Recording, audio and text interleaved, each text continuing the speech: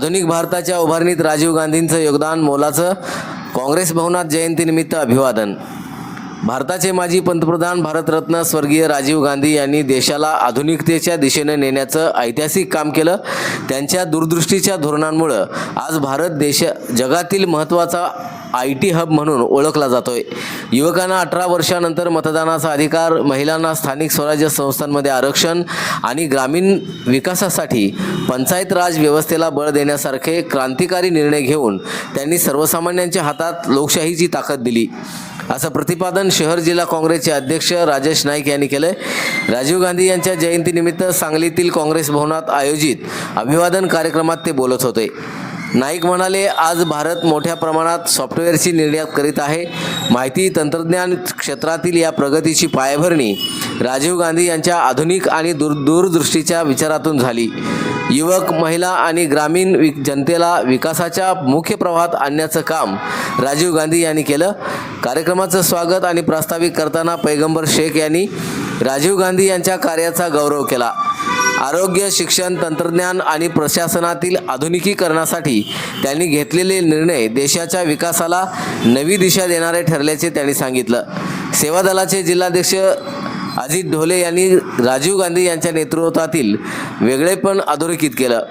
ते म्हणाले, राजीव गांधी हे केवळ मोठ्या नेत्यांचे नव्हे तर सर्वसामान्य काँग्रेस कार्यकर्त्यांना पाठबळ देणारे नेतृत्व होते.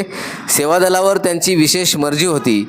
युवक आणि महिलांसह समाजातील विविध घटकांना राजकीय आणि सामाजिक नेतृत्वाची संधी मिळावी यासाठी त्यांनी सातत्यानं प्रयत्न केले. सर्वांसाठी विकास हा राजीव गांधींच्या विचारांचा केंद्रबिंदू होता. आधुनिक भारताचे शिल्पकार म्हणून त्यांच्या कार्याचा आदर्श आजच्या पिढीनं पुढे नेला पाहिजे, असं सांगत सेवा दलाच्या वतीनं त्यांना भावपूर्ण आदरांजली वाहण्यात आली. कार्यक्रमाचे आभार सेवा दलाचे कार्याध्यक्ष अरुण पळसुले यांनी मानले. यावेळी प्रदेश OBC सेलचे दीपक गायकवाड, प्रदेश उपाध्यक्ष दादासाहेब पाटील, सेवा दलाचे संघटक महादेव पाटील, तासगावचे अध्यक्ष विवेक पाटील, शहर जिल्हा सचिव मौलाली वंटमोरे यांच्यासह काँग्रेस आणि सेवा दलाचे पदाधिकारी मोठ्या संख्येनं उपस्थित होते.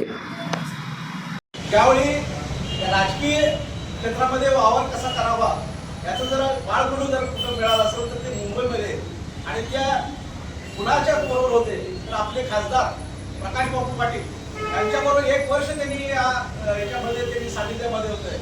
हे खास करून त्यांच्या घरातल्याच व्यक्तीने मला सांगितलं, अशी ही व्यक्ती राजीव गांधी.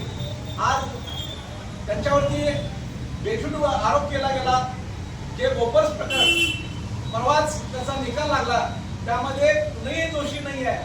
म्हणजे भाजपने जे गलिच्छ कारभार केला, जे गलिच्छ आरोप केले, त्या आरोपामध्ये कुठलाही नेता त्यामध्ये सापडलेला नाही आहे. राजीव गांधी हे आकस्मिक राजकारणात आले, कारण 84 साली इंदिरा गांधीची जी हत्या झाली त्यानंतर पार्लमेंटरी बोर्डात कुणाला करायचं एक मत होत नसताना वसंतदादांनी त्यावेळेला राजीव गांधींचं नाव घेऊन त्यांना आणलं. अगदी नौके राजकारणी, म्हणजे घर सांभाळणं ह्याच्या व्यतिरिक्त कुणी राजीव गांधींनी काही केलेलं नव्हतं. पण राजकारणात जसं आले तर तिने इंदिरा गांधीची सहानुभूती 100% होती तर होती. 100% त्यांच्या सहानुभूतीमुळं काँग्रेस पक्ष 300 म्हणजे महादेव सगळ्यात पहिल्यांदा एवढं मेजॉरिटीनं त्यावेळेला सत्तेत आली, आणि ते करत असताना त्यांच्यावर फार मोठ्या जबाबदाऱ्या होत्या. पण तिने कुठेही न डगमगता न हे काम करता, तुम्ही आत्ता बोललात असेल आधुनिक टेक्नॉलॉजीचं जाळं हे राजीव गांधीचं स्वप्न होतं आणि तिने केलं. आणि ते एक पायलट उच्च विचाराचे आणि वेगळ्या घरातले काम करत होते. आणि तसल्या व्यक्तीला टेलिफोन आपण जे बघत होतो मध्ये STD बूथ हे ते सगळे घरोघरी काम करायचं काम हे केलं. नाही तर टेलिफोन म्हणजे एखादा फोन आला तर गल्लीतून 4 गल्ल्या पाळ करून जाऊन सांगायचं 10 मिनिटांना फोन करा म्हणायचा.